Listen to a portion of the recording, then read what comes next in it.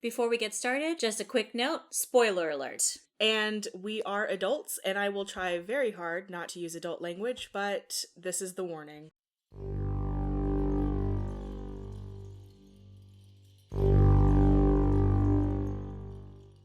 Okay. Get my sexy phlegm voice ready. I know you're going to leave that in, but okay. So you know I'm leaving that in. The minute I said, I was like, oh, I instantly regret. Hello, welcome to Last Library on the Left. My name is Jennifer. And I'm Sedina. We're a horror review and discussion podcast where we talk about horror in books, movies, and other formats, why we seek it out, and why we need it in our lives. And today we're talking about 3 films, kind of breezing over one and talking about 2. Let's explain why we're doing 3 Yeah. movies. So Jennifer and I, especially after 31 Days of Horror and the things that we've been doing at work, both of us take on way too much. Oh my God. Neither one of us can say no. We were like, all right, you know what? We are going to take a holiday break at the end of the year. So this is going to be our supersized episode. Maybe not necessarily in timing. We'll see after I edit it, but definitely as far as content goes. Yeah, because we've got 3 movies to discuss, 2 more than one other, but there's a fun story behind the one. And then you won't hear from us again until January because we need the break. Yes, we are in dire need of a breather. Right after 31 days, it seems like our work ramped up with stuff. And I don't know about you, but everyone's birthdays are, my birthday starts off in October. And then it's like my sister and my daughter and my mom and my other sister. So it's like something happening every weekend. I'm just so tired. Yeah, I feel like even at work, people became overwhelmed. And, you know, we tried really hard to get things done and out on time. But man, we were coming in under the wire or like just over deadlines for a lot of things. And that's not normally how I work. And so it was like a cycle, you know, like it bogged me down more because I wasn't feeling productive. We were the same way, like barely cutting it towards deadlines or day after. And everyone was so overwhelmed. I was in a meeting and someone literally cried because they were that overwhelmed. I think everyone's just, they're at their max. With all of that being said, sorry, we were such Debbie Downers. Happy holidays. Right. So we are going to kick off with Jennifer's recommendation. So I recommended Jack Frost, not the one with Michael Keaton, I think. This is a horror. This is a slasher B movie. And it was made in 1997 and it was direct to video. Was it really? Yeah. Oh, I feel like that explains so much. And I feel like I got this at Blockbuster, which is why, okay, whatever. So just quick, it was directed by Michael Cooney, written by Michael Cooney and Jeremy Page, and it stars Christopher Allport, Stephen Mendel, F. William Parker, Rob LaBelle, and Shannon Elizabeth. Oh, and Scott McDonald, who plays the Snowman or whatever. And basically, this is like if Frosty went on a killing spree. Right. I had a lot of questions. You know what I really wish this movie did? So when they finally got around to explaining how it happened, why it worked, you know, scientifically, I was like, okay, that at least is easier to digest than what they tried to sell you on in the first, like, what, 5 minutes? Yeah. See, I was like, mm-mm. And okay, here's the backstory. So back in the late 90s, me and my group of friends, we used to make home movies, okay? And we would watch these movies and then we would try to remake them. I have it on VHS tapes. We made a Mentos commercial. That's not what I was expecting, but okay. We redid Blair Witch Project, but we called it the Greens Point Project. I have all of this. And when we weren't making home movies, we were watching B movies. If any of you are as old as I am, you remember going to Blockbuster on a Friday night because we were poor and I had one car that I shared with my family. We would wait until I went to Blockbuster. And so most of the good movies were gone. So we would get stuck watching the B movies because that's all that was left. And it became like a ritual for me and my group of friends to check out a B movie, come home to my house and like watch it. And we loved them. And this one I have such fond memories of. And then I watched it and I was like, what in the hell? Like, not what I thought it was. And mind you, I was not drinking back then. I was not of the age to drink. I'm not sure what we loved about the movie, except maybe the concept of killing Snowman. I don't know. I mean, you guys probably had a really great time together watching the movie. Maybe so. Like, maybe we made fun of it way more. And so I was like, this is going to be such a fun B movie to recommend. because I was like, hey, let's do Christmas horror movies. I know Krampus. And Jennifer was like, all right, Jack Frost. And I was like, wait, which one? And she goes, no, not that one. And I was like, oh, okay. Yeah, I was like, it's a horror movie. Who doesn't love a good bad B movie? I love a good B movie, but this was not what I thought it was, and I was like, No, this was not a B movie. That's being really gracious. I was being Especially very if it was like straight to video. This is like a C movie. this was worse than that. Ugh, some of my notes are just like, keep watching this, Sedina. Jennifer recommended it. It's such a bad movie. I can't do this. Listen, guys, I don't want to recommend it. We're talking about it because I suggested it. But if you're gonna watch it, have a glass of wine or something. Right. Maybe an edible. I don't know. And have some friends with you that make good bad jokes and that they're also maybe a little intoxicated. Yeah. Because this was the majority of this movie. I will only ever remember the audio because I was on my phone. I was on my phone too. And I kept thinking, like, man, I gotta finish this. I gotta finish. It's like, you know what? I don't have to finish this. No.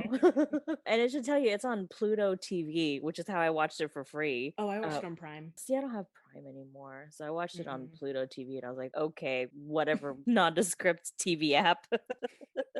The only notes I wrote was this is so made for a man because it was misogynistic. The men in there were very much like, oh, I can take care of it. I'm the man. And oh, please finish my sweater. I'm going to go outside and have a drink. You know, very misogynistic. The snowman, there's a part where like the snowman kills Shannon Elizabeth. And then I think, Oh, no, that was absolutely rape. yeah, I was like, that's a rape scene. Yeah. But he's a snowman, so I wasn't sure. So it was totally made for a man. Or you know what? Made for the male humor. I don't know how I laugh. I'm still trying to think of like my 17-year-old self. How did you enjoy this, friend? I don't know. But that was the only note that I wrote. It was all right back then. I think after the Shannon Elizabeth scene, I was like, you know what? I'm done with this. Yeah, I gotta say, it started out, there were a couple of things where it clearly was taking the bits and pieces that hit really well during the time, like the opener. Grandfather, uncle, whoever, telling the story to the kid. And the kid was like, I want a scary story and a good story. And he was like, okay. Ugh, the whole interaction was creepy between them anyway. But then it had the classic, I had a chemical accident and now I'm a freak type superpower mutant thing or whatever. Comic booky, open air type chemical accident thing. And I was like, genetic bio waste plus serial killer equals killer snowman. And I was like, sure, why the not?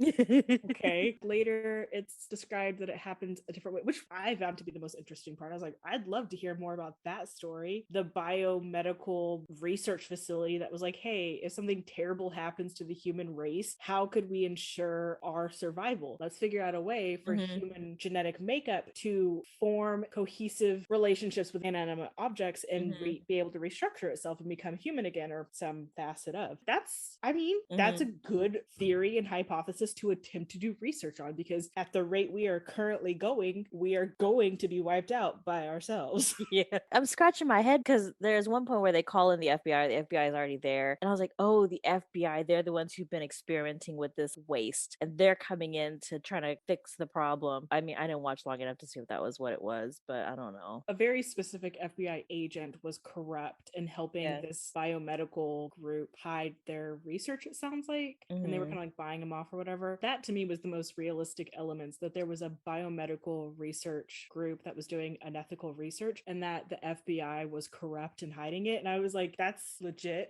Okay. We have proof of that type of a relationship in the past. And I was like, yeah, sure, why not? But the rest of it was so bad. And the acting was kind of terrible. Shannon Elizabeth, did she discover the Fountain of Youth? Because I've seen her recently and stuff and she is not aged. I know. I was like, wow, how old was she here? Maybe 17, 18? I don't know. Because, man, she aged well. When she came on screen, I was like, oh, it's her. And I was like, wait, I had this weird moment of dissonance where I was like, but this is like 30 years old. Yeah. What the hell? I was thinking the same thing. I fully expected no-name people, and I was like, wait a minute, where is she from? Why did she do this movie? It was weird. Yeah. And then she definitely deserved better. I did not appreciate that scene. Of course, it was one of the few scenes that I was not on my phone. Kind of pissed me off. Of course. Damn it. Yeah. What was I doing? Oh, I was folding laundry when I was watching the movie, and I was like, what? it okay. And so I took it off and I started watching The Last Kingdom on Netflix. So there's that. But do you have any more notes for this one? I have a couple. Every character in this is useless. Yeah. Every character. Law enforcement, the townspeople, everyone, they're absolutely useless. I thought the rocking chair bit was funny because the old man that was frozen to death, Oh, they kept making jokes. It was because he was still rocking in the rocking yeah. chair. But then the other cop is like, would you stop moving your foot? And the other cop takes his foot off the rocking chair and the rocking chair stops. And I was like, wow, that was super tasteless. And I loved it. So At least you found some joy out of it. I did. I will say the first like 30 minutes maybe was Yeah. bad, but it was like okay. Yeah, you know what? I'll give it that. The first little bit of it, it was bad, but it wasn't that bad. It progressively got worse. Yeah. And I think it was only as watchable as it was in the first 30 minutes because they were stealing other tropey type things from the Yeah. time. So it wasn't that I enjoyed the movie itself. I was enjoying the nostalgia of those tropes from the late early 90s because Billy's death was kind of funny where his friend skateboarded over his head, took off his head. I was like, that's kind of funny too. You knew it was coming. Yeah. And I couldn't remember exactly what movie it made me correlate to, but I was like, yeah, that's funny. Billy's dad is unstable. He made me think of, he was like the precursor to the current boomer issue we have right now, where the dad was yelling at the police officer and he was like, I have guns and blah, blah. And I was like, all right, just go away. One of my notes is this loser cop in keys because he could never hold on to keys when he needed the keys to get out of a door or to get into someplace safe or to turn on a freaking car. It was almost physically painful to watch the acting, the editing, I was like, I can't. That's so funny you mentioned the keys because I always worried that I'd forget my keys. Because that happened a lot at the slasher. We're like, you forget the key? Oh my God, where's the key? Or you can't get it in the ignition in time. That was the thing is that it wasn't even a rush job. He No. didn't even have the keys missing. It was literally that the keys were like inches from his hands and he was breathing heavy and like trembling and couldn't get. I just was like, bro, you deserve to die. I can't. And then the other thing was at the very end, what kills the snowman is antifreeze. And then you find out the child put antifreeze in his dad's oatmeal because he didn't want him to get cold. And I was like, bro, if it weren't for the serial killer coming to town, your kid would have killed you. This man just saved your life. The other problem I had with the antifreeze, aside from like the whole, was that they rolled around and swam in the antifreeze as he drowned the snowman. And I was like, okay, but now it's just as dangerous to you. You can't be sloshing around in a truck bed full of antifreeze. And then he dips his son in it like it's a baptism. And I was like, no, sir, do not be making this movie like this. Oh gosh, I love that we have content out of this movie. This is so funny. Oh my gosh, it's so funny. Look, I tried. I was like, you respect Jennifer. She is your friend, your co-host. You guys share a brain cell. You have to do this for her. So I tried real hard. Yeah, no, sometimes I get it wrong. I'm woman enough to admit it. I get it wrong sometimes. This was it. The other thing I wrote was the family, the one that lost their son early on and he was being like real misogynistic. He reminded me of the main character in Give Her Hell in the short story. Oh, yeah. I was like, oh, this is that in media form. And then I wrote down that this movie is why I have issues with Campbell's soup because I don't know if you remember the old Campbell's soup commercial where the snowman comes into the house and eats soup and thaws. Every time I saw that stupid snowman on screen, I was like, oh my gosh, this is a Campbell's soup commercial all over again. Oh my God. You just unlocked a memory my brain thought was useless. Set aside. Wow. So, that was a long ass time ago. It was a long time ago. I remember that stupid commercial. And I only remember it when I look at this cover because I don't know why I put the same face on both snowmen when they're clearly not the same because I melt into like a kid. On to the next, I guess. And sorry for anyone who watches Jack Frost. You have my apologies. I will not be sending you a Christmas gift as severance. So next we're going to talk about Krampus, which is a 2015 Christmas horror. It was directed by Michael Dougherty, written by Todd Casey, Michael Dougherty, and Zach Shields, and it's based on Krampus from the Austro-Bavarian folklore. It stars Adam Scott, Toni Collette, David Kocher, Allison Tolman, Conchata Farrell, MJ Anthony, Stefania LaVie Owen, Krista Stadler, Lola Owen, Queenie Samuel, Maverick Flack, and Sage Hunfield. And if you don't know about Krampus, Krampus is what? Santa's Well, in the movie, evil. they called him Santa's shadow, but really, he just so if Santa, or not necessarily Santa, but like the lore of Saint Nicholas, he went and gave gifts to those in need and things like that. And Krampus was the opposite. So, like, Yeah. he went and punished children for misbehaving. He did used to leave behind gifts, though. He's based on also a pagan god. So he would leave behind gifts in children's shoes if they were good that year. But he had a wicker basket that he would take children away and punish them and like beat them. Yeah, I've always been afraid of Krampus. Really? Yeah, I think it's just because when I first heard about Krampus, there wasn't much on the internet. So I relied on books, and some of the illustrations that I saw were just like, oh my God. Especially the German and Bavarian ones. Those people do not mess around. Yeah, they put the fear in me of Krampus. I'm a Hindu. I like the idea of him. I like most artistic concepts of him. Actually, one of my favorite Brahm books is Krampus. Mm-hmm. I like it. I like the weird goat man. You know what I think that it is? I think that I like that for as much as Christmas tries to sell itself as a genuine story, historical story, Krampus is like, oh, we're well aware this has got no historical background to it. No fact, this is all pagan ritual. Like, we're aware. They don't even try to like brainwash or indoctrinate their people. It just so happens to like kind of coincide with Saint Nicholas, which was also a real person. So Yeah. I think that's one of the reasons why I like it, because they're not trying to pretend or sell something about their lore as historical fact. Maybe that's why I enjoyed this movie so much, because I was like, they're just not beating around the bush. It is what it is. You put Adam Scott in there, and I'm supposed to take this seriously, but okay. Well, Adam Scott and David Kocher, the drunk inappropriate guy from The Office. And the woman who plays his wife, Yes. I love her. Me too. And I was just like, wait, what? Why are you playing this character? I forgot Tolman was in Krampus until she was on scene. And I love Toni Collette. Yeah. I was like, Toni Collette, great. Thanks. Yeah.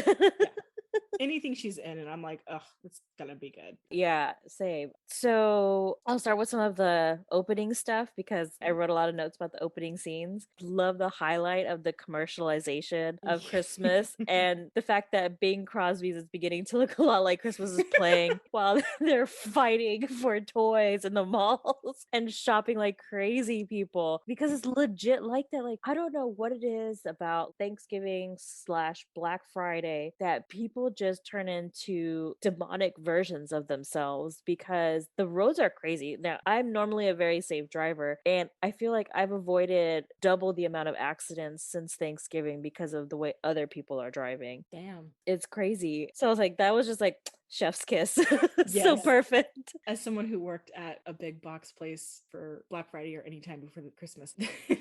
And then watching the employees' faces, I was like, ugh, yeah, you're dead inside.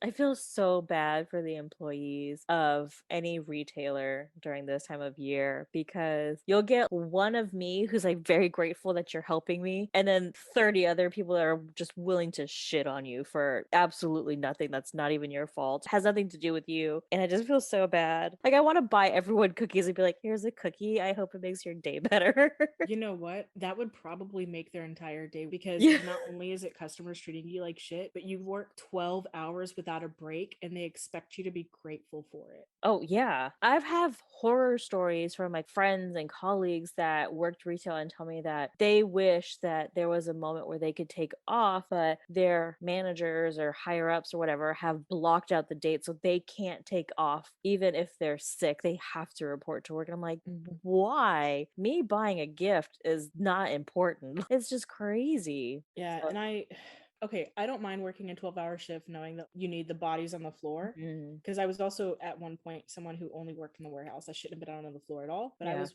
working every department. But 12 hours without a break. I mean, not even to step off the floor and put food in my mouth behind a display. Like, that was not allowed. And that was hard. That is ridiculous. I follow a couple IG pages. One is memes and one is shit you should care about. And I can't remember which one it was, but one of them had tweets of people who previously previously worked in retail and no longer work in retail or in the food industry, Mm. and how they are grateful for the ability to have an hour lunch or the ability to take a 15-minute break and sit in a chair because that's not what they were able to do before. Immediately think back to that scene of the people fighting in the malls. I'm like, what are you guys doing? I'm sorry, I love my kid, but there's no toy that I'm gonna put myself through that chaos for. It Yeah. is not worth it. Bleh.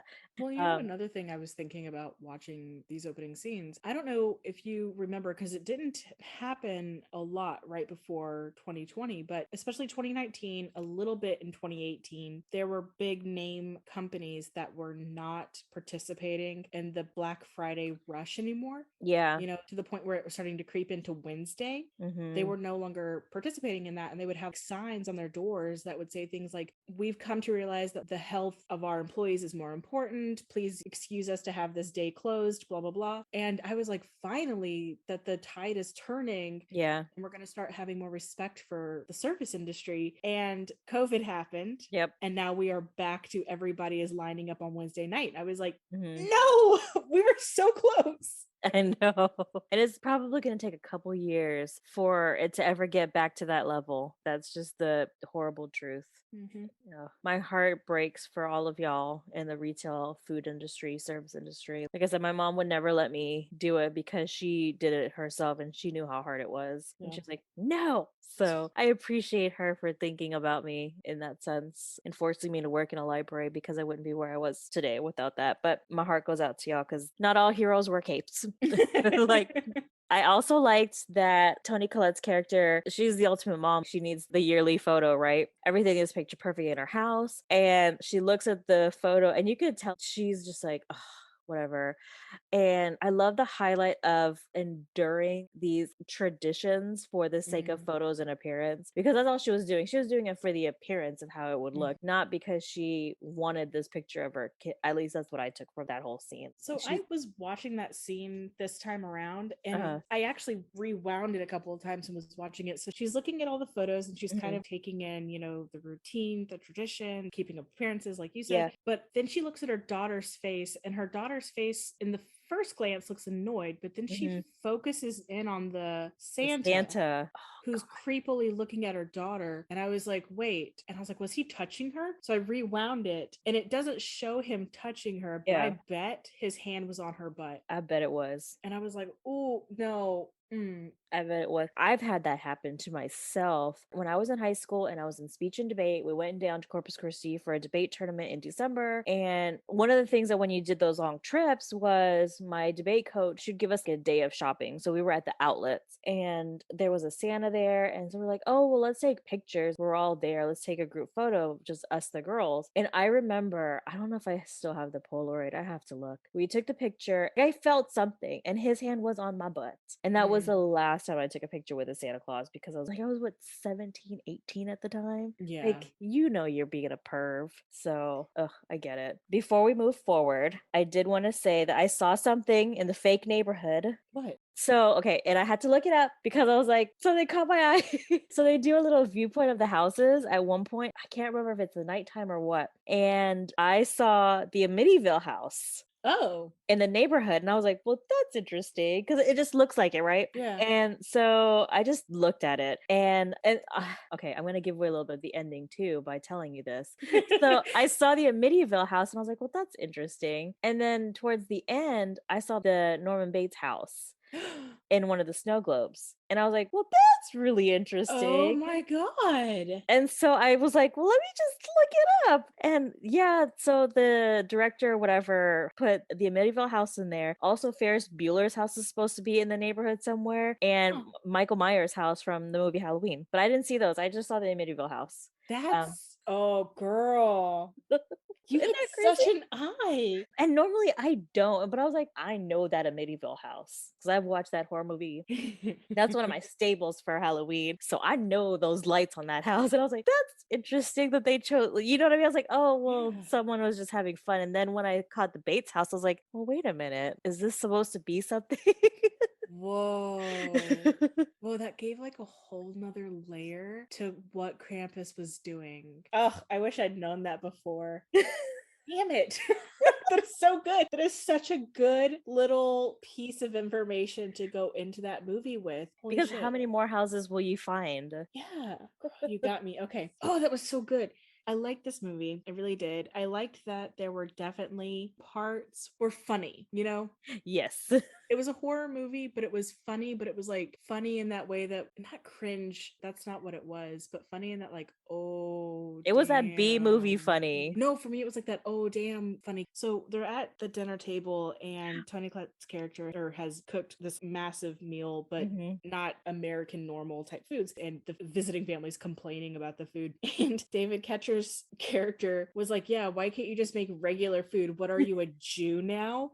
And Dude, everybody at the table looked at her like, yeah, what are you, a Jew now? And I was like, no, that was not okay. Like, damn.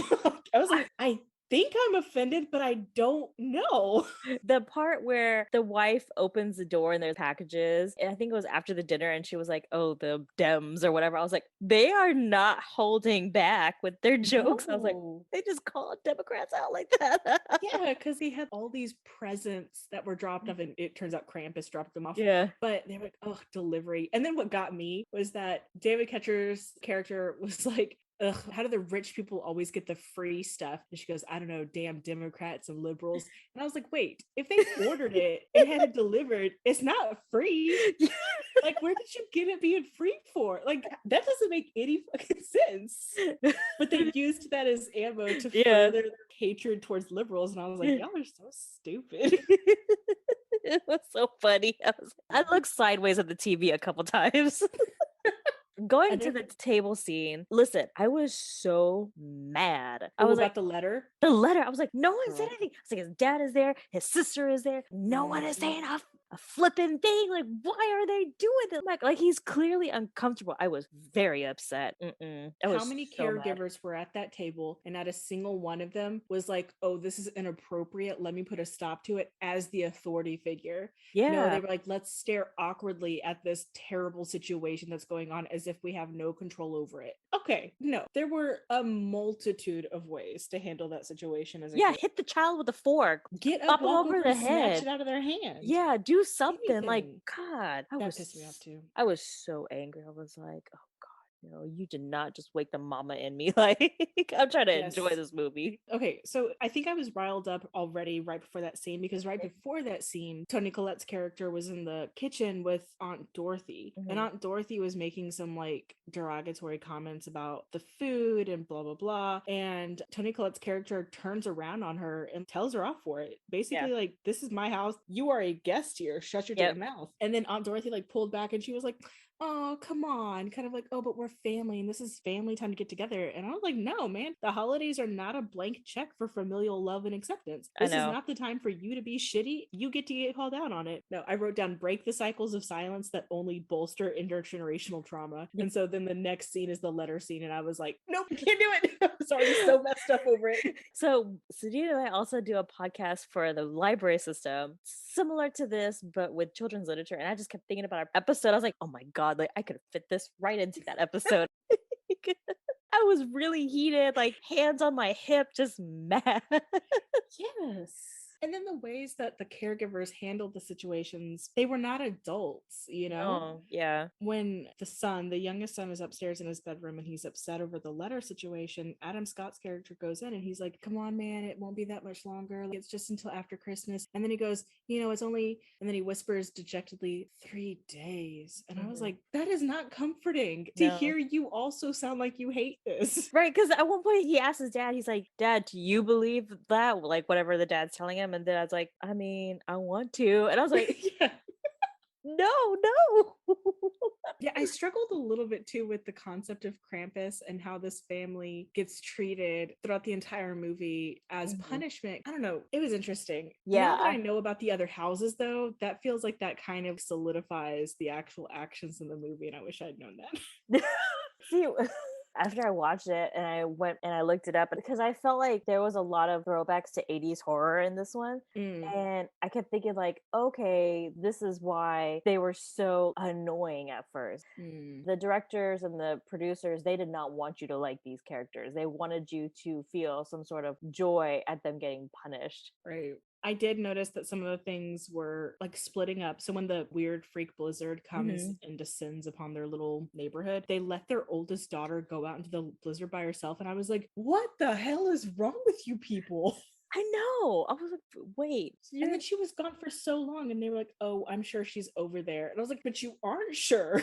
no, you're Why is making not. this feel like it's okay? Yeah, I was, oh my God, I was so upset. I was just like, y'all just making all the wrong moves. No wonder Krampus is gonna get your ass. I also forgot about the snowmen, and I watched this right before I watched Jack Frost. These snowmen were far scarier. I was like, no, what is it with the snowman? And then, of course, later that day after I watched Krampus, my daughter's like, I want to build a snowman. And I was like, no. Like, that's thank God we don't get snow in Houston. How does your child always zero in on the thing that freaked you out most recently? I don't know. She's just like, she's a little parasitical alien. It does it to me all the time. Because, like, I tell Sedina, the song that we both cry to is Halsey's Colors. And my daughter is obsessed with that damn song. And now I got to listen to it all the every morning before we go to school. It's Colors by Halsey, followed by Bad Bunny and Drake's Mia. God help me. But yeah, she wants to build a snowman down. I'm like, These snowmen, I'm pretty sure they were the neighbors because there's only one short snowman out there, and it's after the child Howie disappears.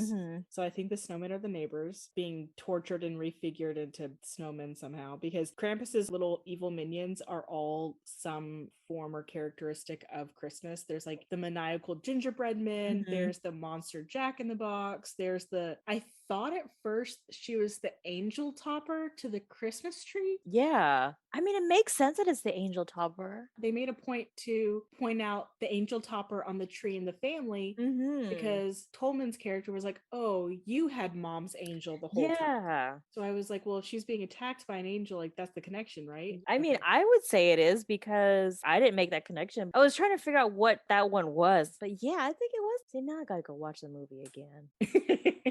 I feel like the it teddy bear was. and the weird robot thing, which always makes me think of, did you ever watch, it was a TV show, but they were little robots that they would use to wage war against each other. Rock'em Sock'em. No, not Rock'em Sock'em. It was like the kid and parent combos would build actual functional robots with like little mini chainsaws and razors and mallets and stuff. And the two robots would go after each other and beat the crap out of each other. Yeah. The robot that was attacking Adam Scott, I was like, that's what that makes me think of. Because he had a little mini chainsaw thing. Yeah. Huh. So many callbacks to like pop culture.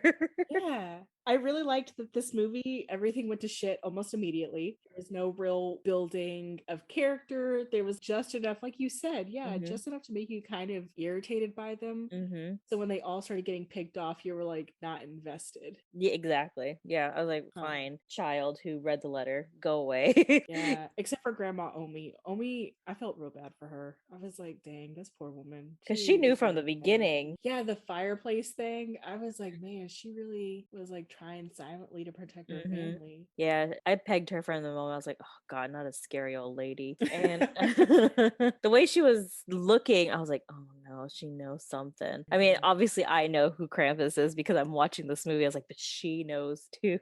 Yeah. I did not foresee the fact that she had a run-in with him when she was younger. I don't think I got it until the power went out and then she kept saying, make sure the fire is going at all times. And I was like, okay. Yeah. Speaking of keeping the fireplace hot so that Krampus couldn't come down the chimney, but Howard, man, he fell asleep. He was like, no, don't worry. Protector has to protect the flock, or like the man has to protect the flock, or whatever misogynistic shit he said. And he was like, I got the first shift. You take a nap with your family. And then his ass fell asleep. I was like, dude, you are the epitome of a I can't rely on you human. Yes. Okay, but you talk a lot of noise. Yes. Jordan and Stevie, his two daughters that he kind of treated as boys. Oh, yes. They were so stupid, so dumb. They were cruel kids, but they were dumb. They were really dumb. And I was like, you have my genetic makeup. You should be smarter than these girls. Come on. But no, they're dumb as dirt and they were mean. And I didn't feel bad for them when they got No, caught. It's like, no. whatever, The what it manic is. gingerbread children crack me up. Dude, They're hilarious. I could watch an entire movie of just their antics. me too. I was like, they need their own movie and I'm here for it. Yes. Because I was Like like, Minions. Give "Ye- us the gingerbread men. oh, yes. Yeah. I went the other one. I was like, Gremlins. Oh. I was wondering what that blank look on your face was. Oh, Minions. No, Gremlins. Like, that's the story we need. It's just as good. When they came on screen, I was like, oh, yes, this is the content I need in my life. These gingerbread men. I really like when one of them was on fire and he's just like crazy eyed running at him. And I was like, I would watch an entire hour of this. Me too. Like, please make them their own movie. Like, I need it. Gina needs it. We would love to watch. You know what? I would even go to the theater for it. I would I spend would. money at the theater for I it. would. I definitely And would. that's right, M.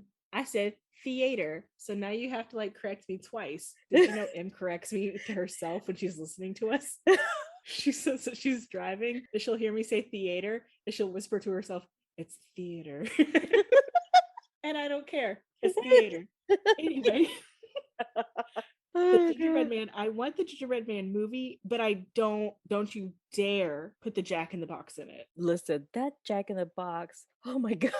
Whoa, that one was really freaky. Thank God for NyQuil because that's what I've been having the past couple of nights, and I haven't had any dreams because I feel like I would have had dreams about that damn Jack in the Box. Yeah, he was a bit much. I don't think I put it together until this go around watching it, but whatever was hunting them under the snow, did it make you think of Tremors? Yes, I wrote it down Yes. because I kept thinking like there's so many 80s horror movie callbacks. So many. I now like I want to go back and rewatch it and write down all of the references, but I don't have the time, so I didn't.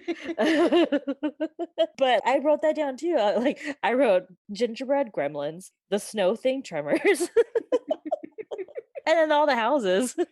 Girl, you got me with the houses. You know what I think I like also about this particular movie and its storytelling is that they made sure to let you know that even though the blizzard was taking over quite a bit of the area, that not everybody was in danger. Yeah. Like a lot of their neighborhood was out somewhere else for vacation, like in Florida or Yeah. or wherever it was. And the only other people on the street that you see are the snowplow and the delivery guy. And yes, they both died. But and the snowmen, there weren't a lot of snowmen in their yard, but I'm convinced the snowmen are their neighbors that were home that Krampus feasted on or whatever, turned them into minions. Yeah, I liked that they kind of gave themselves an out.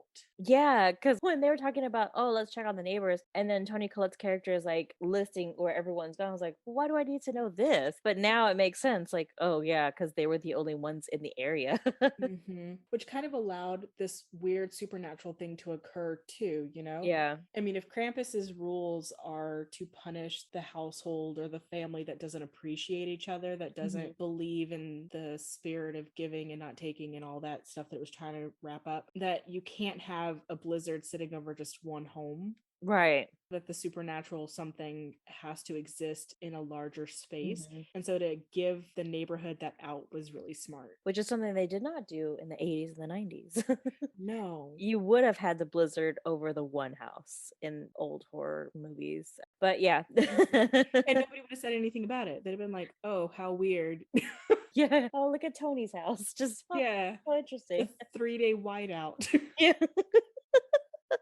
One of the things that I wrote was that I don't understand why Max was taken in as well, because I feel like, yes, he did lose his Christmas spirit towards the end, but I feel like he was well, you know what? Now that I'm talking about it, it makes sense that he was the last one to be taken in because he was the last one to lose his Christmas spirit, I guess. So what I think happened, because Omi tells the story and you assume that Krampus is leaving behind one person each attack to warn others, to tell the story, to ensure that the spirit stays present. But Max was left behind with the Krampus bell, and then he decided, I'm not done yet, I'm gonna save my family. And so he went to go fight for his family, and then for a split second you're like, oh, it's gonna warm the heart of Krampus, and then everybody was like, no, you're also not going to hell too, kid. I think it was more of a reaction of Krampus being like, bro, I was gonna let you go. You would have had to live with this torture for the rest of your life like your grandmother Omi, but if you really want to go be with your family, I will let you be with your family. Right. Like, yes, by all means.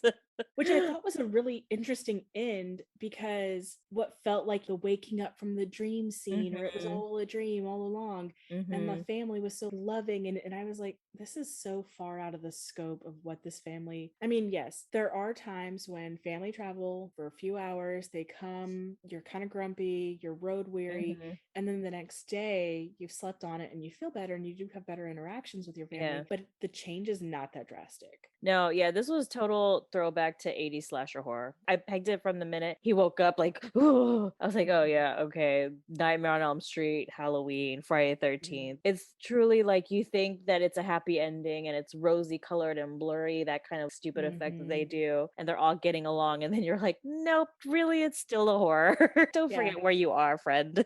Yep, it's the next level. Like, you Yeah. not only lost the first level, but you also get to move on to the second level. Yeah. But I loved how they did it because it wasn't so in normal like 80s tropes, it's the last little jump scare you get is that Mm, last scene. And this was not a jump scare. It was a nice no. slow burn of zoom out and they're in the snow globe and the snow globe is on his shelf of other snow globes where you see the Bates house right next to him. Yep. But I also really liked the slow burn of the family all coming to the realization that they were still trapped, and like the Mhm. memories rushing back to them. That was the last cue from Krampus, Yeah. was that you were gonna be in this great, beautiful, imaginary world of wholesome family life. And then the bell was unpacked and it was like, just kidding. Yeah. You all hate each other and now you're stuck together forever. My And collection of dysfunctional families. watching them one by one, the horror just show on their face. I was like, mm-mm, I'm sorry, Mhm. guys. Y'all didn't make it. Y'all didn't make it. Yeah. That was such a good ending. It was such a good ending. I don't And think then I it liked made it the first time, but yeah? now with that new information with the houses, it's made it even better. Yeah, it was so good. I really loved it. It was one that I wasn't expecting to like. I wish I would have seen more of Krampus. I like to see the villain early on. I don't like that I had to wait so long to see him, but they did give me all those nasty elves, so I guess it works out. And not only did they give you Krampus, but I think that they did a really good job of giving you an amalgamation of a lot of the artistic interpretations you see of Krampus. Yeah. I feel like a lot of the elements that I've seen across the board were all present, and I liked that because he was called the shadow of Saint Nicholas, and so Yeah. he had some human features, but he also very clearly had like a goat face too. I enjoyed it. I like how he was slow moving and still was very fast. Kudos to Krampus. That was a really good movie. I started off on that movie and I wish I would have ended on it, but it's okay. Just out of curiosity, which one did you watch last? Jack Frost. Jack, that's a bummer. I'm sorry. Yeah, yeah, it's all right. It's all right. It was my own doing. Krampus for me, 10 out of 10. Would watch Yeah. again. So next we're gonna talk. Well, finally, we're gonna talk about Anna and the Apocalypse because this is our final movie. So this is a 2017 British Christmas zombie musical film. That sounds so convoluted. Oh my gosh, yes. And so, okay, here we go. It was premiered in 2017, directed by John McPhail. Oh, and it's based on zombie musical by Ryan McHenry. Okay. That's so interesting. It was produced by Nason Ale Carew, Nicholas Crumb, and Tracy Jarvis, and it stars Ella Hunt, Malcolm Cumming, Sarah Swire, Christopher Laveau, Marley Shue, Ben Wiggins, Mark Benton, and Paul Kay. I love Paul Kay. He is an amazing character actor. Anytime I see his face come into something, I'm like, oh, he's going to be either the weirdest dickbag or he's just going to be brilliant. He's going to be brilliant. He's going to play it. He's going to give it all. And he uses his weird, awkward, lanky limbs to his benefit. He's a very physical actor too. Oh, he was in Game of Thrones. What? Yeah. Oh my gosh. Okay. I was like, I know that face. Okay. I know him. I know him. He plays in another show where he's like a weird wizard with like a magical herbal drug problem. I don't know. It's such a weird so strange, but it's so good. I like him. It's like he was hella handsome. His like first headshot I came across, I was like, bro, you are kind of a good looking man. I'm looking now at his like IMDb. He's been in a lot of things. Yeah. Oh my gosh. I feel like I've seen him in something else, but I don't know. But I didn't watch this movie. No, I watched this movie and then I stopped after the first song because I don't like musicals. Here's the thing. I am Indian and I grew up with Bollywood. So That makes sense. Okay. so if they're not running in a field and singing and wearing cute clothes, I'm not for it. I mean, you have a really good excuse for not liking musicals. I don't have a good excuse. I can't stand musical episodes of TV shows. I cannot stand them. I don't watch them. I think Sabrina did one. That's the only episode of Sabrina I did not watch. And I cannot stand them. Oh my god. And people talk about them all the time. Like people talk about the Buffy one and I'm like, I didn't watch it. I didn't watch That any was of a them. good one though. There's a song in it that if you were to watch it, that would break your heart. It really would. Every time I see that episode, that one song makes me want to cry because I'm devastated. I think it was just all the years of Bollywood. I just can't stand That's fair. another musical. So I didn't watch this one, but I'll let you lead the discussion and I'll just go along for the drive. So I don't normally like musicals either. I was actually talking to David today about this movie because it's a movie he's seen, which we both know that David's not like a horror person, but I think he's actually learning he actually is a horror person, but like a very niche horror person. So I was telling him I didn't expect to enjoy it because I hate musicals. I cannot do musicals. There are very few musicals I have. And then if I have them, I have like the soundtrack too. And it's Chicago and Repo, the Genetic Opera, which I was going to say we should watch, but you won't like it because it's a musical. It's like very gory, very slasher. If there's a book, I'll read the book. I don't think so. No, Visually, though, you would really like it. It's got Anthony Head, Giles from Buffy. You know what? I'll try it because the only one I could mildly tolerate is Sweeney Todd because there was a lot of gore in it. So, you know what we'll have to do? We'll have to watch Repo together. Yeah. Like a couch couple watching because otherwise, I'm not sure you would watch it on your own, but I think you would actually really enjoy it. I might be able to stomach it. I might be able to. All right, cool. Okay, so all of that being said, I loved this movie. As soon as I found out it was a musical, I was like, oh, for fuck's sake, Serena, why did you say Anna the Apocalypse? I just needed something that was like super Christmassy, you know? Yeah. And I mean, I know Krampus is super Christmassy, but not everybody knows who Krampus is, even though Right. I think they should. I was like, wait, I really liked my very first note is that I love the opening. Yeah. I was like really taken by surprise. And then there's even all these timing bits where she's in the car with her dad and her best friend and he's driving them to school and the radio's on in the car and they're trying to have a conversation and in their radio there's clearly this medical emergency pandemic type thing going around. She's like, the flu, we thought it was the flu, it's not the flu, it turns out it's like really devastating, it's taking out large populations, and then it says and it seemingly reanimates, and as soon as she says it seemingly reanimates they cut off the radio so they can have a clearer conversation, and I was like, you fools. Right. Yeah. I was like, no, you gotta listen. This is the part of the story you have to pay attention to. Right. I was like, that's the part that would have saved your lives. Yes. But also I was triggered because I was like, are they talking about COVID? What are I had to think about when this was made because I was wait, hold up. Right. This for COVID? I was the same. I was like, wait a minute. Was this 2020? Like a published date? And then I was like, 2020. Like, wait a minute. What? Especially the line where they were like, we thought it was like the flu. And I was like, oh God, I had all these like triggered flashbacks. Me too. I literally remember sitting back and talking with my coworker and like, it seems like it's just like the flu. I'm just going to wash my hands extra well. And like, I was literally flashback until I was like, oh no. Oh my God. I was not ready for that. No. That movie somehow went into the future and chose violence. Because... oh my God. Let's see. Oh, the other thing that kind of I was confused by, and this is still before you would have cut it off, when the father finds out that she is graduating but taking a year off to travel, and he like lost his shit on her. I could have sworn that in the UK, taking a year off for travel was pretty common. Yeah, I could swear that there's so many people from the UK and Europe who believe that like that gap year is not a big deal. Right. Go find your life. I don't know. It's so common that gap year is a phrase you hear in British TV.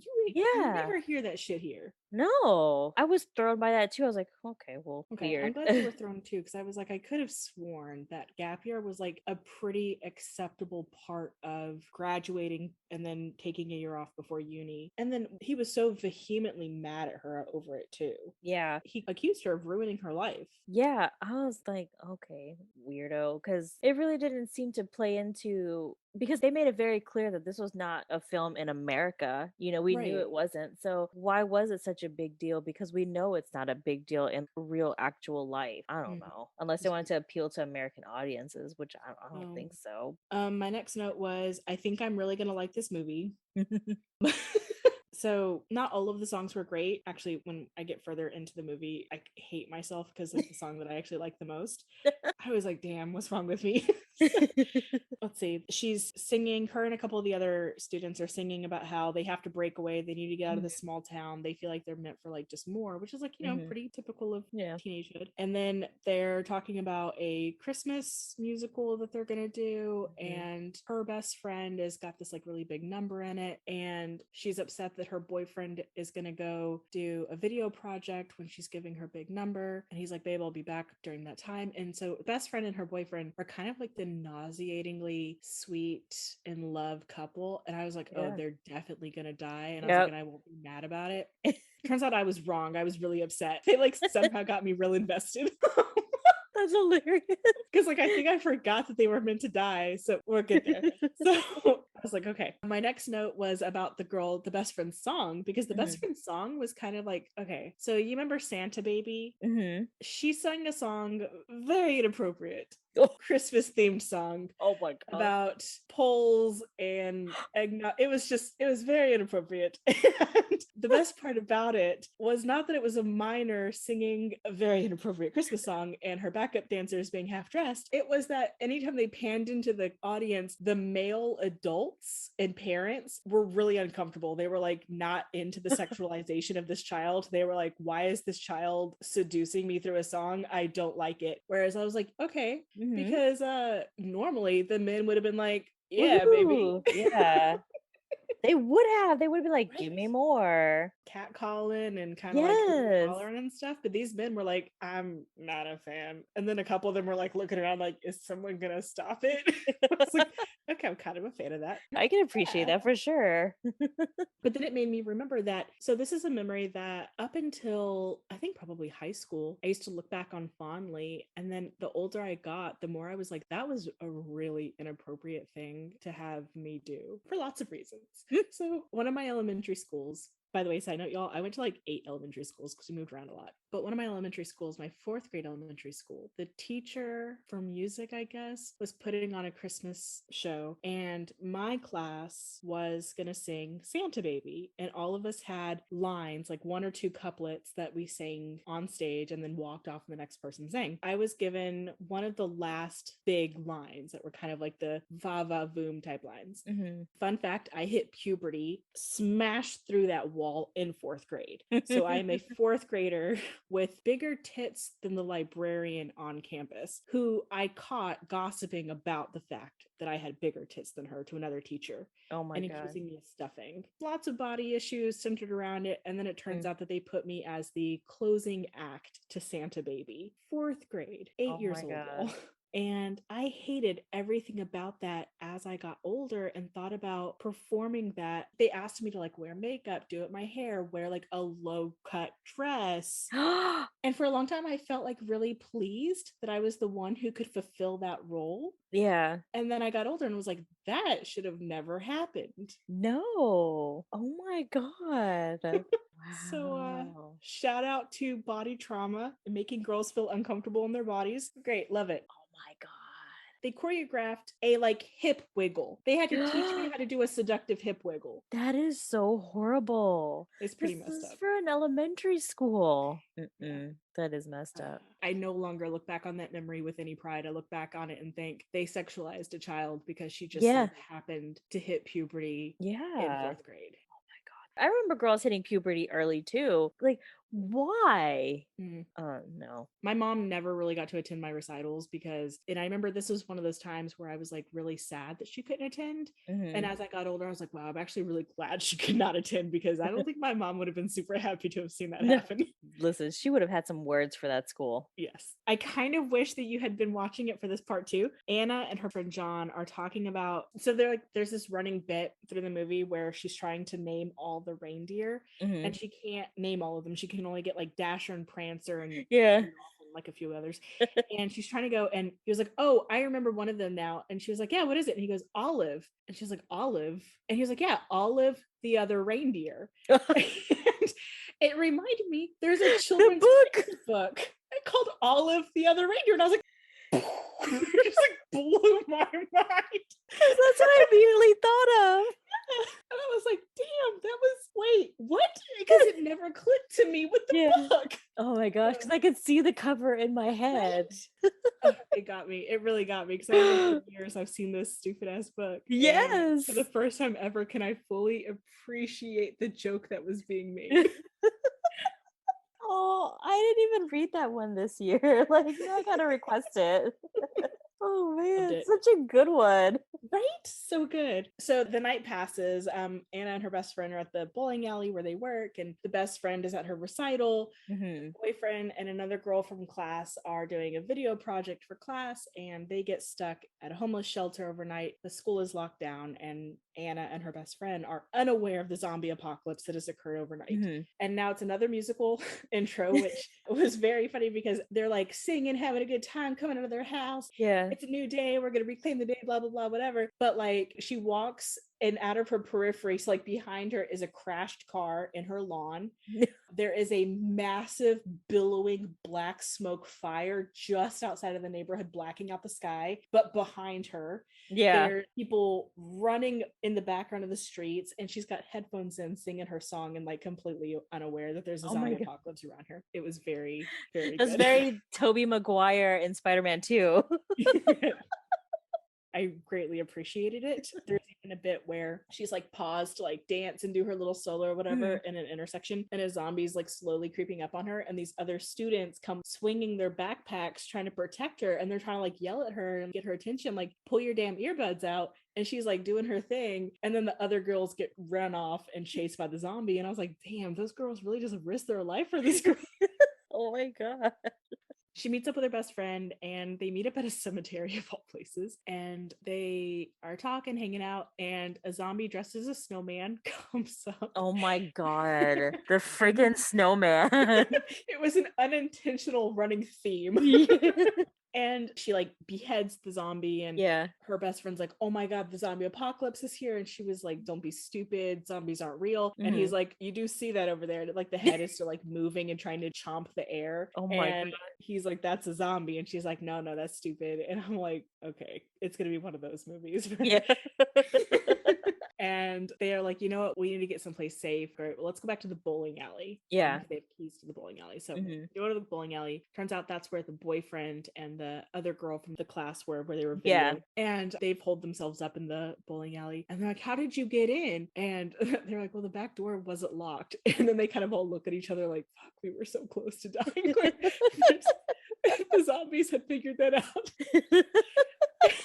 But then the two boys, John and Chris, I think, like immediately go up to each other. I'm like, bro, zombies, it's amazing. It's so great. This is actually happening. And I was like, oh my God. And the girls were like, no, it's not possible. And I was like, okay. Okay, this is probably one of my favorite parts because Chris, he has his phone because that he was videotaping everything on his phone. By the way, his phone lasts way too long in this movie. That oh my God, God, should have been dead. Like, I'm just saying. But I love that. He's got like a magic phone, especially if it's from that long ago. Yeah. Like, this phone has been dead. So he's like, oh, you want to really hate the end of the world? He was like, check out what's trending, and it's hashtag evac selfie, and it's people posting selfies pressing their faces up against the wire fences where zombies are trying to get out. And he was like, yeah, no, we probably had this coming. Oh my God, like Yeah, y'all deserve to die. Yeah. It was funny because it was like, bro, that's exactly what would happen. And it was terrible because it's like, oh, that's exactly what would happen. Yes, it would. I know people that are so quick to mark themselves safe on Facebook for any Thank type of you. event. Start seeing people mark themselves safe in something, especially in the same city I live. I'm like, what the fuck is happening? Like, am I unaware of something? If it is that bad that you have to mark yourself safe, should I also be aware of it? Yeah. That's what that makes me think of, that whole situation. Oh my Yeah, god. that's fair. So, one of the things that I did not like about this movie, surprisingly, was not the music. And something that bothers me in the majority of zombie movies is the blood spatter and them opening up their mouths and like surprise or something. Yeah. Or even like when the blood splatter goes over their eyelid. And I'm Mm-hmm. like, okay, but we know even before COVID, if you know anything about sexually transmitted diseases, any opening, breach of skin, opening Yeah. on the mouth, the eyes, wherever Hmm. that fluids could get into, Yep. that's an infection. Yep, And so yep. I don't. And then I was like, these kids should be wearing their masks. And I was like, whoa, COVID mask culture would actually save us in a zombie apocalypse. Oh Right? yeah, it I was like, would. wait, then I'm like super sad because I got like a bag full of them. Yeah. And Me I always too. got one in the car, one in my Yeah. desk, one in my bag. Yes, I have tons. That made me happy. I was like, huh, that's a weird plus side to come from COVID that we would be Yeah. better prepared for the zombie apocalypse. Yeah. Huh. We're a little bit more prepped. That is good to know. Yeah. There's a scene in the school, Mr. Savage, which is Paul Kaye's character, Oh, like the okay. new headmaster, and he's gotten all the parents and everybody who had stayed after the recital into one area, you know, safe and secure. And they're arguing about something, and the best friend comes up to him and she's like, "Hey, Miss B, who's like this older woman, is not feeling well. She has a heart problem. Shouldn't we be like doing something to get her help? You know, her medication, something like that?" And he was like, "Look around. It's the end of the world and it's time for survival. Sometimes we have to prioritize during these times." And as soon as he said that cold as shit thing, background explosions started happening. They were being bombed by the military. Oh my god. And I was like, that's ironic that this man was like, this old woman doesn't matter with her measly heart problem. We Yeah. have to prioritize the survivors because the outside world just made that exact same decision. Wow. The timing. I mean, obviously they did it intentionally, but But it was so beautiful. yeah. I It was really really love good. that. It was really good. I kind of like sat with that for a bit and I was like, wow, Yeah. that's That's because like powerful. it is because it also showed the explosion light reflecting off his face through the window and like that kind of Oh. like that look on his face as he realized what was happening. Yeah. And that multiple explosions were occurring and you couldn't Yeah. just blame it as like one off or whatever. Right, yeah. Like, yes, what you said is also true for you, that Mhm. realization. Yep. So back to the bowling alley, the four. So Anna, John, Chris, and Steph, I think. They're like, all right, well, we can't stay in the bowling alley forever. We have to go out there. We have to find our parents Mhm. because before communication went down, they were made aware that the army was aware of certain places in lockdown with like groups of people that had survived and that Oh, they okay. were going to come in and like help evacuate. Well, the army got infected, could not evacuate. So they were like, well, we're on our own. Yep. Let's go find our parents who are supposedly at the school. So they're going to leave. And Chris is like, I have a brilliant idea. I know what we can do to protect ourselves on our way there. And I was like, yes, bowling balls, bowling pins, like all Yeah. the things in like the Yeah. bowling alley. Well, tell me why they pick up the inflatable ball pit, dump out all the balls, and then wear it like a hat amongst them to just shuffle through the streets. I was like, we were so close. Yeah, you were so close. Oh my gosh. You even had aerosol cans of cleaner. Yes. Like a lighter. Like you had so many basic zombie Tools. apocalypse supplies. Yes. And in And infinite this- numbers because you're in a bowling Yes. alley. Oh my god. And you chose the inflatable ball pit. And surprise, surprise, it doesn't work. Of course. They get trapped in an alley with a bunch of zombies. And what did you think would happen? it it doesn't look like it's gonna go well. All Yeah. of a sudden there's blood splatter all over the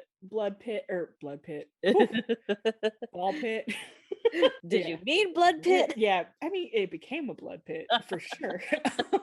And you think it's that the zombies have found someone somehow, like it has attacking them. Blah, blah, Yeah. blah. Turns out that it's the ex-boyfriend of Anna that has been like showing some tension between the two of them throughout the movie. That he's like really hyper popular. He's kind of a playboy. He sleeps around. They Yeah. broke up, whatever. And he is out there slaying all of the zombies, just like with a metal bat, taking them all out. This is a game for him. And then he's like, bros, bro. He's like, all of his like little like rugby bros or whatever come out, and they've got like shopping carts full of stuff, supplies. They're like clearly the ones you want to roll with. And I put, damn it, why are the bros surviving? And then my next was, and why is their song the best one so far? Oh no.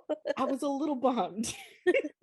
They even do this thing where they trick a zombie by putting a piece of meat on a hook on fishing wire and go around a corner and like reel it in so they can beat his head in. And I was like, but also, why are y'all creative? Like, how is this the place y'all are succeeding in? Oh my god. Because it's a game and they're playing a video game. That's what it is. And that was one of the lyrics. Was basically treating it like a video game. They were gonna like be the top level. And I was like, it's like really good. Oh my god. The bros did not last very long. They wind up making their well, not all of them. The ex-boyfriend survives, but so they making their way to the school, and they get to a point where there's a shortcut through this Christmas tree farm or Christmas village or whatever, or we keep going down the main street where you can see your surroundings. Yeah. But the sun is setting. Down this main street, the sunsets will be in the dark. Or we go through this shortcut where there's low visibility. And they're like, all right, let's go through the shortcut. That's where they lose all the bros. Of course. They're all gone. And it's also where they lose the best friend, John. Oh. I was really bummed because I was like, oh, I really thought he was gonna make it. He got bit in like just the most messed up way too. He was trying to like make big gestures to Anna to like make her feel better, and he swung out his arm like that, and his hand went around a corner, and a zombie standing there bit it. Oh no. And I was like, ugh, there is nothing you could do there. No. But it still sucks. So he dies, and now Anna's like, she goes from being like, this is scary, I don't know what to do, to, well, my best friend just died. He died in a shitty way, and he protected me. I'm going to get my dad back. That's gonna happen. Yeah. So she goes on the assault, and she's like killing zombies left and right. Back at the school, the adults and Mr. Savage have come to the realization that they too need to get out, save themselves, because the army is not coming. And Mr. Savage is like, no, we stay here. I have emergency protocols. And he holds up a handbook and he's like, I have emergency protocols. I was trained in this. Da, da, da. And I was like, wait. Okay, Basil. That's all I noticed. I was like, when did you become Basil? He does not get redeemed. No, man. You know, he was not Basil. I did Basil wrong to make that a comparison, but it definitely occurred for a brief moment. They finally make their way to the school, and they get there and they see Mr. Savage, and Mr. Savage is eating at the front door, like just inside the front door, which was not locked. Kind of weird. Yeah. And I'm like, what are you doing? And he's like, well, I'm having my Christmas dinner. And he was like, oh, but are you looking for your parents? So I'm getting pockets. I still gotta have my Christmas dinner, man. Yeah, it's his rules and regulations. He's got his routine. He's like, oh, are you looking for your parents? He's like, you should thank me. They almost left you. I'll show you where they are. And so he takes them to the room the parents had been in, but he opens up the door and it's full of zombies. And you're like, my first thought was, fuck, he let the zombies in and let them eat the parents. And now the parents are zombies and he's completely lost his mind. Yeah. And this is just not great. Turns out they're just like rando zombies. But still, I was like, you are a terrible person. How dare you do that? Well, the kids fight their way out and they get out of that room and they were kind of like, all right, well, we're going to find our parents. They're somewhere still in here because clearly Mr. Savage has snapped and he's holding them hostage here somehow. Yeah. So they all split up because that always makes sense. Right. They never learn. Steph and Chris find Chris's girlfriend and they have this like really great reunion. It turns out that the old lady Miss B was actually Chris's grandmother. Aww. And she's been trying to like take care of her this whole time, but she eventually passed away because she didn't have a vacation. And she stayed with her body and she locked them in a closet to keep her safe. And just like really sweet. And she was like, I'm sorry I tried. And he was like, well, at least now she can't turn into one of them. And blah, blah. It was like a really sweet thing. And they had like a really great reunion. And I was like, oh, like, because he had spent this entire time separated from her, not letting go of his phone. Steph gives him a hard time at one point, and he was like, you don't understand, that's like my life. And she was like, it's plastic and metal. And he was like, no, it's pictures of my girlfriend and my grandmother. I didn't realize it, but I had started to be very invested in this couple. Right. And Steph has a car in the parking lot, but Mr. Savage had taken her keys earlier in the movie. Yeah. So they have to get in his office and get the keys. And Chris and the girlfriend go with her. It's infested with zombies, obviously. While she has got the keys and is trying to get back out of the room of zombies, they've distracted the zombie horde to help give her a clear path back to the door. Aw. So they don't make it out, but they both get bit and they just kind of like hold each other. And they're just like, this sucks. We always believed we would be together forever, because they have a song together that's like, well, everybody else is singing about how high school is not a happy ending and you're like, your true love won't be here, blah, blah, blah. They're singing about how like they found their person.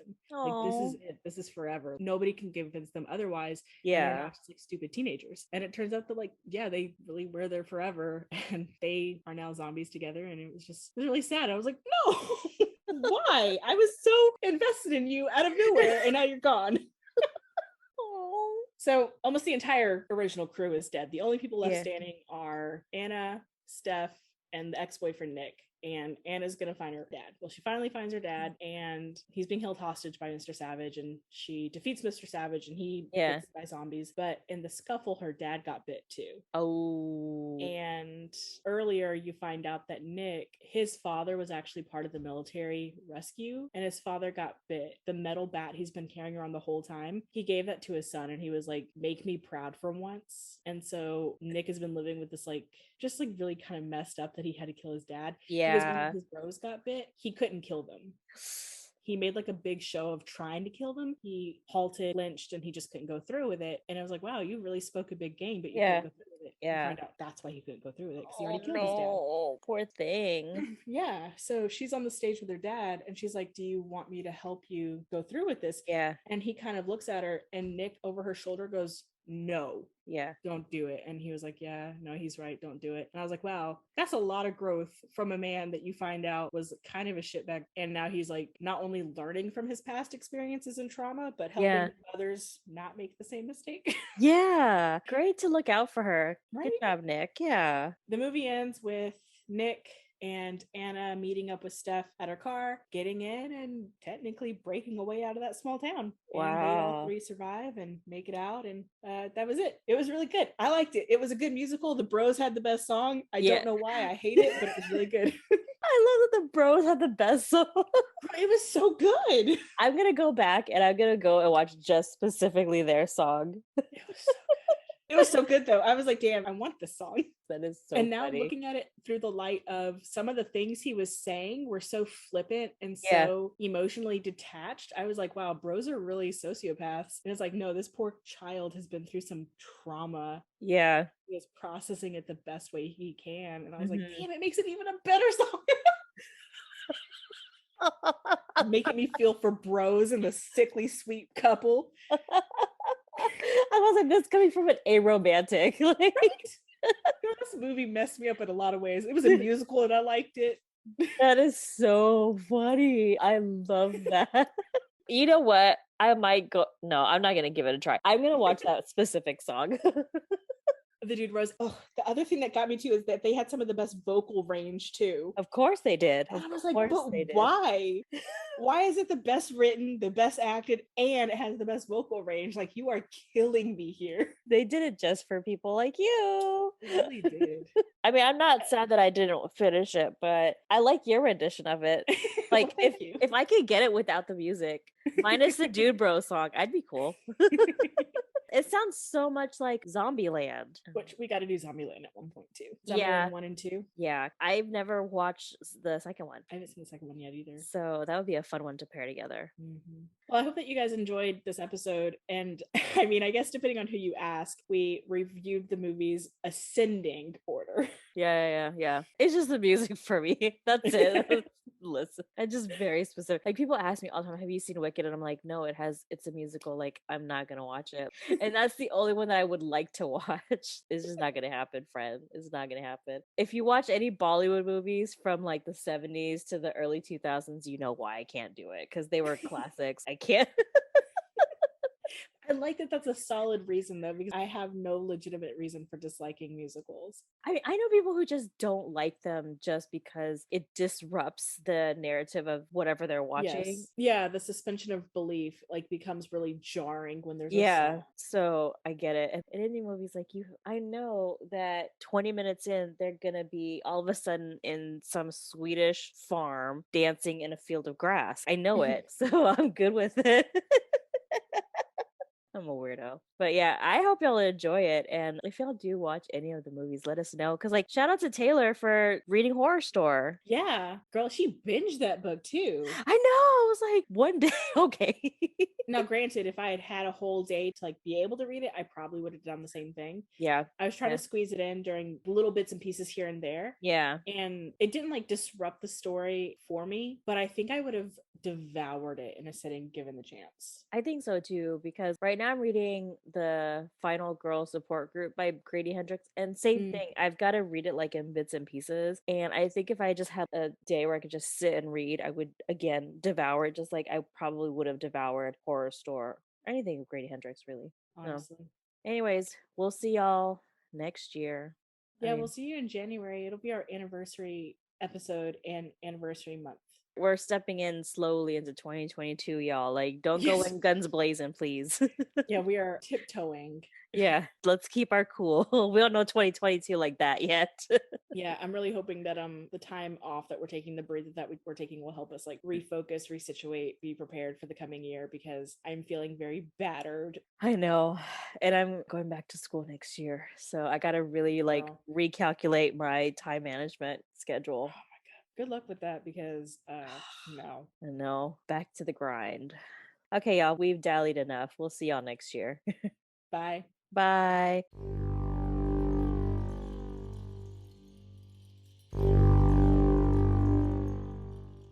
If you liked listening to us ramble on about horror, subscribe to our podcast and tell your friends. And if you would like to follow us on social media, you can find us on Instagram or Facebook at LLOTL Podcast. Check out our website by going to lastlibraryontheleft.com. Be sure to visit our About Us page to discover our 2 truths and a lie. Or, if you'd like to send us an email, you can reach us at somethingwicked@lastlibraryontheleft.com.